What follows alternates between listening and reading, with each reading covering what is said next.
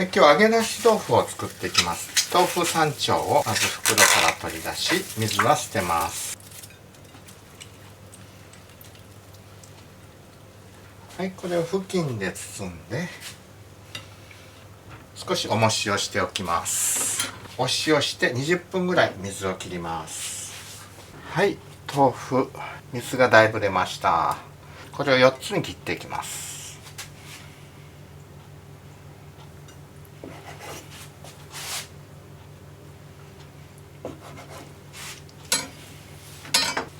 溶き卵を作っておきますね。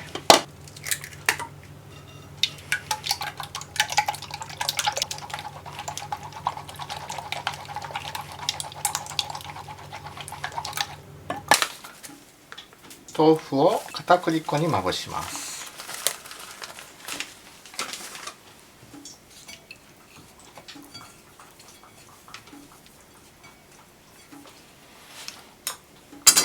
そして溶き卵に1回浸して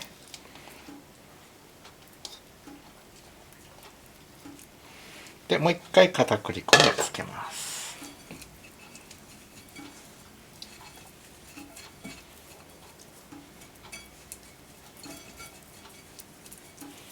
はい、それでは揚げ出し豆腐を揚げていきます。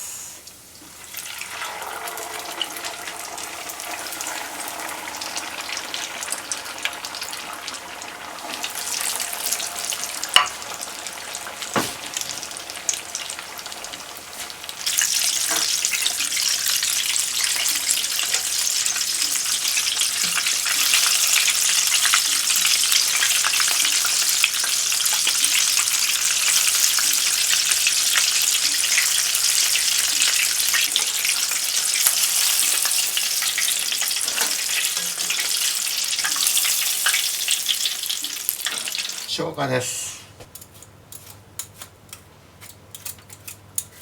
すりおろし器で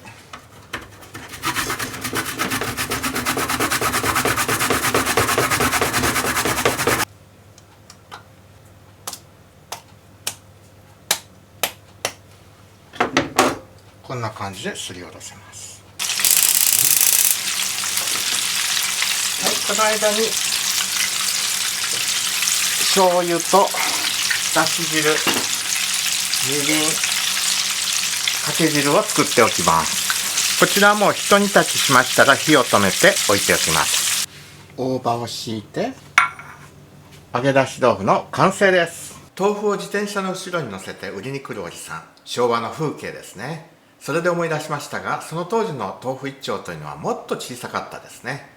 パラグアイのサイズは大きいので、さらにもう半分の大きさに切ってよかったようです。東日本大震災の時にはパラグアイから日本へ100万丁の豆腐が支援として送られたそうですが、この大きなサイズだったのですね。